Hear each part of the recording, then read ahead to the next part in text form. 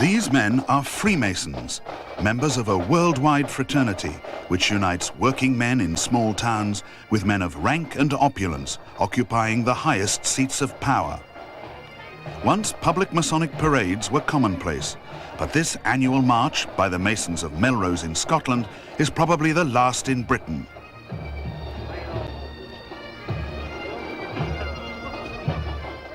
The march honours the stonemasons who built Melrose Abbey and gives local Freemasons a chance to parade their new lodge master around the town.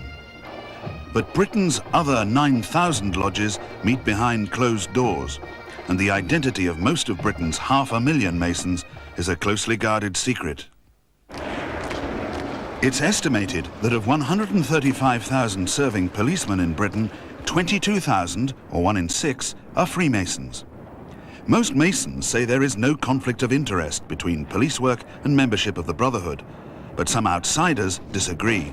What is certain, and I've seen the evidence for it and other people have seen it, that there are lists of lodges which include active criminals and serving policemen in the same lodge, and that can never be right.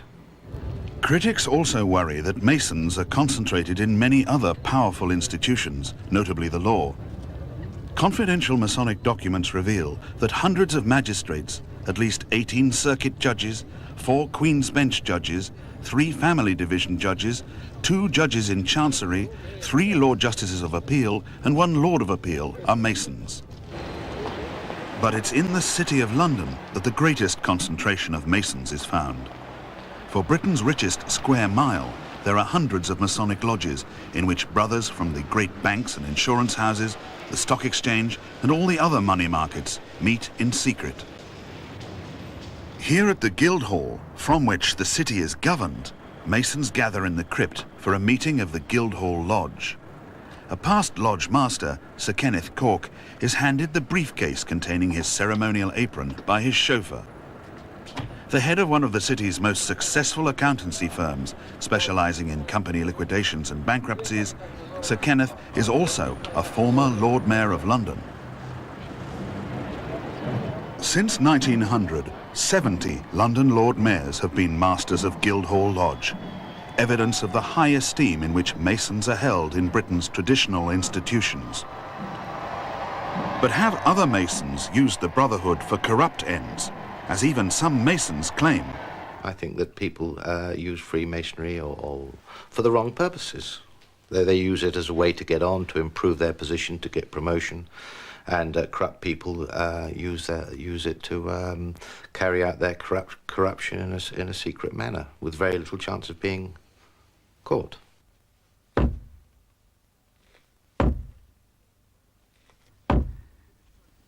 Brother Junior Warden, there is a report. Tonight, in the first of 6 programs on the Brotherhood's power and influence, we investigate the secret ceremonial rituals of the ancient fraternity of free and accepted Masons and show how its members have ranged from the highest to the lowest in British society, from kings to convicts. Whom have you there? Mr. Martin, a poor candidate in a state of darkness.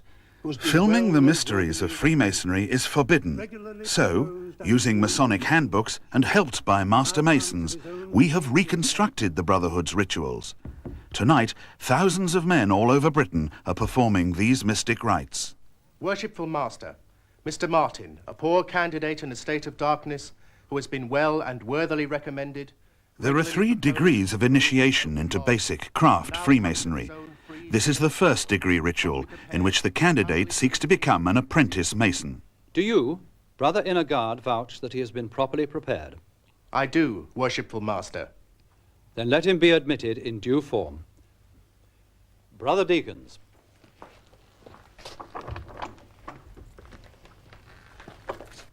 Do you feel anything? Yes.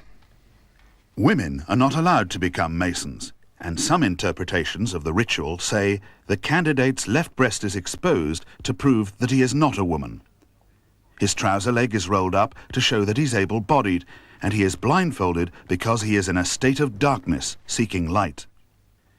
To non-Masons, these rituals might seem a strange pastime for grown men to indulge in. But psychologist Jane Furbank, who studied male bonding, believes that Freemasonry may satisfy a deeper need than other all-male groups. Thus assured, I will thank you to kneel while the blessing of heaven is invoked on our proceedings. On the purely practical level, it has the same need as joining the local Chamber of Commerce, the golf club and all the rest.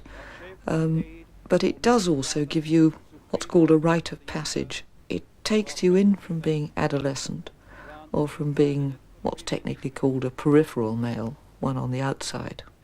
Brings you into the centre, into the heart, where the power and the influence is. That power and influence knows few bounds. The Palace of Westminster houses one of English Masonry's best-kept secrets, the existence of 2 lodges reserved for men who work in Parliament. One of these, the Gallery Lodge, was founded 100 years ago by pressmen and lobby correspondents. The other was created at the suggestion of the Prince of Wales, later King Edward VIII, an ardent Mason. In the 1920s, he was upset to learn Labour politicians were being blackballed when proposed as members of Masonic lodges. The craft stood to be condemned as the Tory party in aprons, and when Labour looked set to become the party of government, Masonry was in danger of losing all influence over Britain's future. The Prince suggested a new lodge to welcome Labour MPs, and so draw them into both Masonry and the middle ground of British politics. The aptly named New Welcome Lodge was consecrated in 1929, and today it contains 20 past and present MPs from all leading parties. Yet it must tread a careful path if it's not to break one of the Brotherhood's loudly proclaimed rules. Your obedience must be proved by a strict observance of our laws and regulations, by abstaining from every topic of political and religious discussion. Despite this injunction against discussing politics within the lodge, there is no rule against Masons interfering in politics outside the lodge. In 1935, Masons played a crucial role in the election of a new leader of the Labour Party. Clement Attlee and one of his rivals for the leadership, Arthur Greenwood, were Masons, but a third candidate, Herbert Morrison, was not. In an interview filmed in 1965, but not broadcast, Morrison reflects on Freemasonry's damaging effect on his career. Somebody, who I do not know, anonymously, sent me a copy of a notice convening a Freemasons' lodge meeting. A few days, anything up to a week, I forget the exact lapse of time, before this meeting of the parliamentary party to decide upon the leadership. And the anonymous writer suggested that the meeting of the Freemasons' lodge was to win support for Mr. Arthur Greenwood, who was known to be a Freemason and in fact was a very important officer of this lodge. Yet as Freemason Robert Burns perhaps meant to say, even the best laid plans of Mason men can fail. Greenwood came third in the first ballot and was eliminated. In the runoff, the Masons switched their vote to Brother Attlee. This ensured the defeat of the non-Mason Morrison. So despite Freemasonry's claim never to interfere in politics, it seems the Brotherhood had a direct influence on one of the most important British political decisions this century. Shows that the country is ready. Worshipful Brother Attlee went on to become Prime Minister in 1945 and stayed Labour leader until 1955. Today, British Masons still occupy positions of political power. At least 2 cabinet ministers are members of the Brotherhood. Cecil Parkinson belongs to the Royal Athelstan Lodge and the Potter's Bar Lodge, which meets in his constituency. And Lord Belstead belongs to the exclusive Kaiser Ehind Lodge.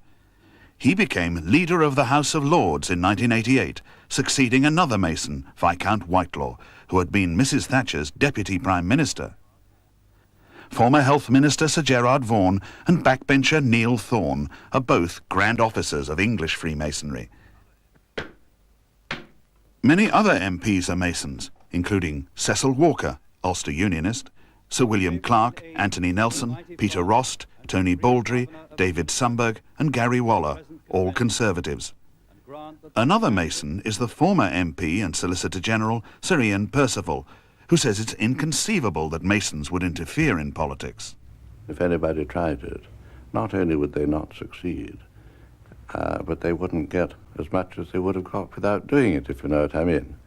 I mean, they would be blacklisted, and not only by the rest of the House, they'd be blacklisted by the Masons in the House, because we don't want that reputation, and if anybody tries it, I can tell you we're very stern about it. But some non-Mason MPs remain uneasy about the existence of a parliamentary lodge. It's bringing together a subgroup within the House for various covert purposes from which the rest of us are excluded. Therefore, in a representative institution, it must, ipso facto, be undesirable. Freemasons Hall, London, headquarters of the English craft.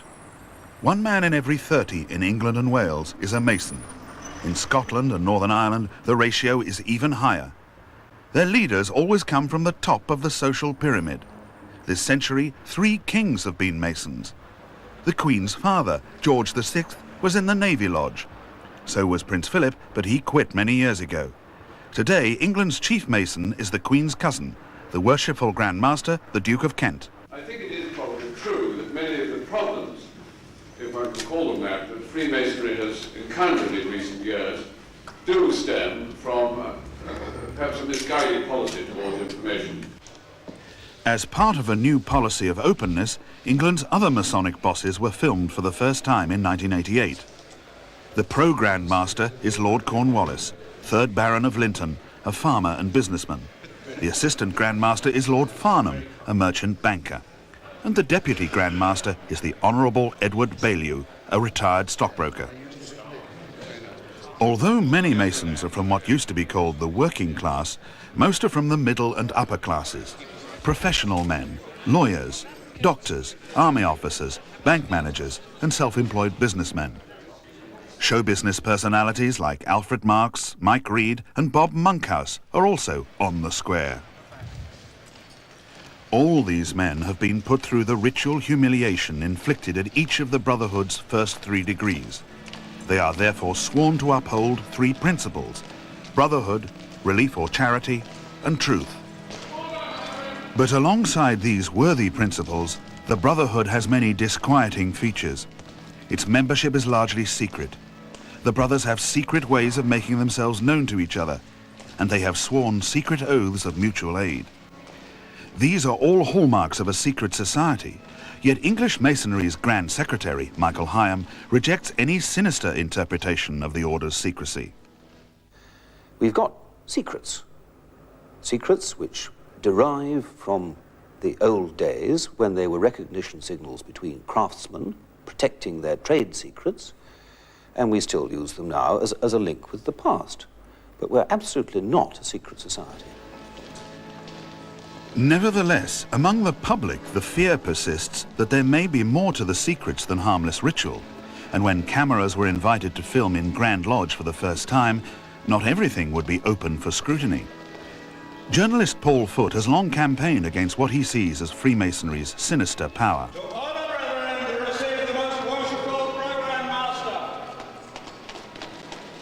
It's the secrecy of the association and the bonds that they tie each other up with, which is the sinister aspect of it.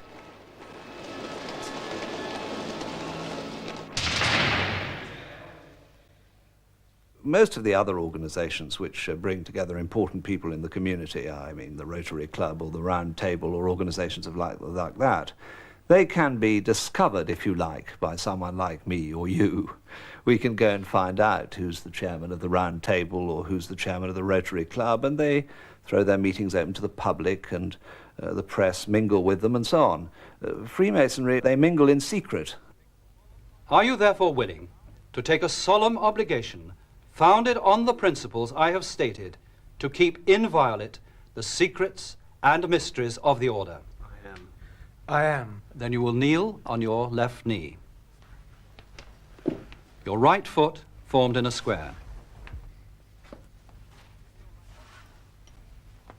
Give me your right hand, which I place on the volume of the sacred law, while your left will support these compasses.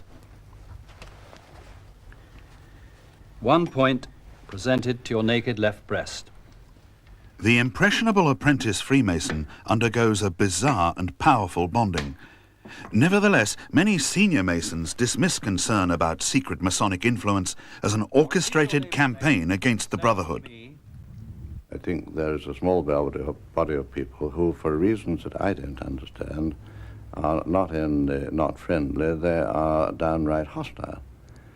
And the activists usually are the ones whose views get heard most, and they've been making quite a noise. In 1988, in an attempt to confront growing public suspicion, the Freemasons produced a glossy video. The spire of Salisbury Cathedral, 250 feet of soaring stone, rising above the water meadows of the Wiltshire Avon. The travelling stonemasons who built the great cathedrals of medieval Europe formed their own associations, apart from the rest of the medieval guild system. For all its apparent openness, the commercially produced video is a careful exercise in concealment. Even the legend that modern Freemasons are descended from medieval stoneworkers is left virtually intact. But there is little historical evidence for this, as Masonic historian John Hamill confirms.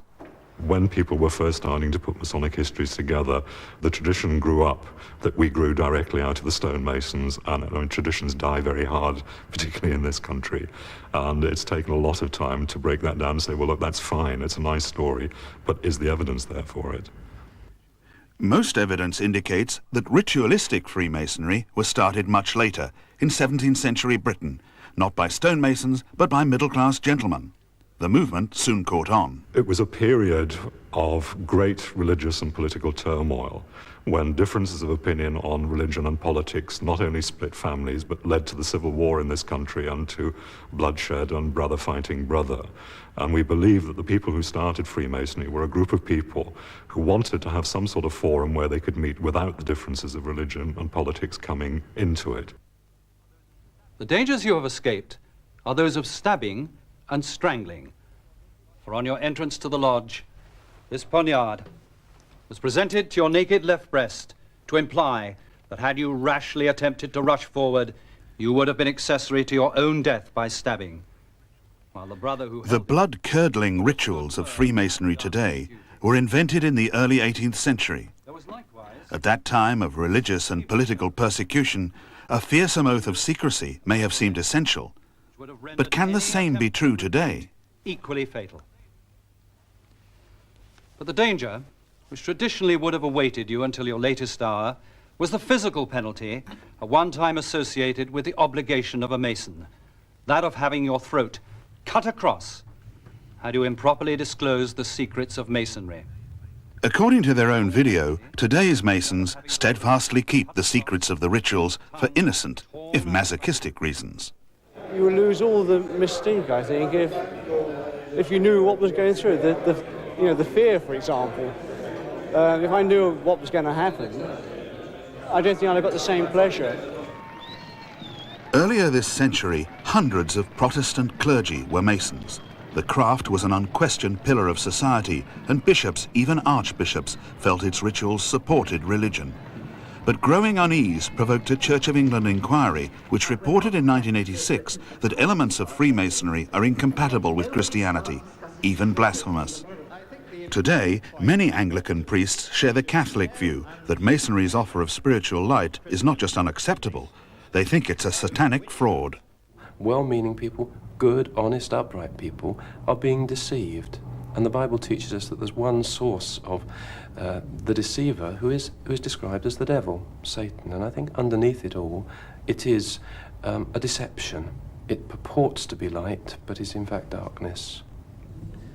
Freemasonry stresses it is not a religion, only that its members must be male, over 21, and believe in a god, any god. Freemasons of different faiths pray together to a supreme being, who is referred to as the great architect of the universe.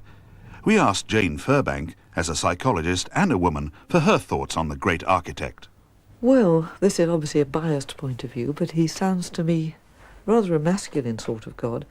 There seems to be very little talk about the more spiritual side, or what you might describe as the more feminine side of religion. There's no Freemason equivalent of the Virgin Mary, for example.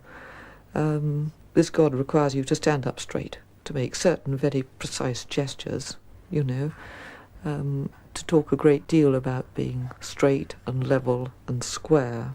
Not round, you notice, but square. If you look at the psychology of symbols, you'll find roundness is the mind, the spirit, it's wholeness. And squareness is much more order, material, physical world. So why do men continue to join Freemasonry in the face of suspicion, even outright condemnation? It's difficult for outsiders not to think that self-interest and career considerations must play a part. Certainly the view persists that the code of mutual aid in the ritual can lead to brother Masons combining to the detriment of non-Masons. Those Masonic bonds of preferment seem to apply in unlikely places. Ex-Detective Sergeant John Simons was a Freemason when he was in the Metropolitan Police. Later he went to prison, convicted of soliciting a bribe. Freemasonry is rife in prison.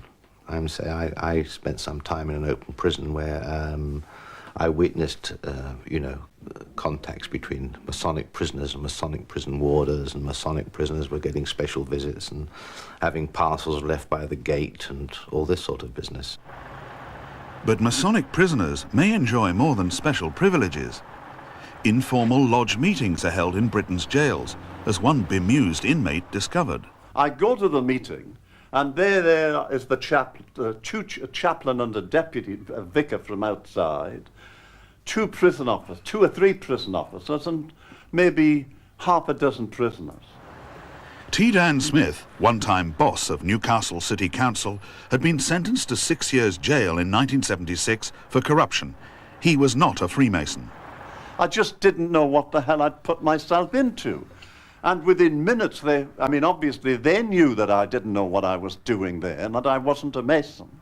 And consequently, there were considerable annoyance. The chaplain of all people said, this is outrageous. What, how wide and that.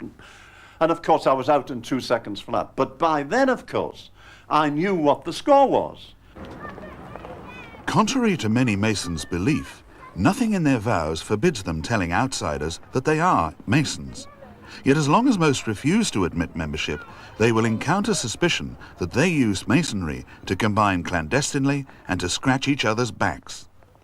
I don't mind mutual sustenance, and certainly I positively like charitable organisations which provide a service, and many of the lodges, much of Freemasonry does that and concentrates on that. It's when it becomes something more than that, not only a means of serving the community but of serving themselves, that it becomes worrying. This concern about the Brotherhood has recently been reflected nationwide. In the last 5 years, in response to local allegations of Masonic skullduggery, councils from Liverpool and Manchester to Worthing and Southend have expressed grave misgivings about Freemasonry. Questions have been asked in Parliament, and police committees up and down the country have debated Masonic influence within the police force. Okay, I'd like to welcome everybody to this meeting of the Islington Police Community Consultative Group. During the next 5 weeks, this series will investigate public concern about the Brotherhood. Freemasons claim to occupy higher moral ground than non-Masonic outsiders, but a constant flow of allegations suggests that Freemasonry may be a perfect vehicle for corruption. Corruption in law enforcement, in local government, and in business. Overseas, it has even been used to subvert democracy. Next week, we investigate the unacceptable convergence of Freemasonry and corruption in Britain's police forces.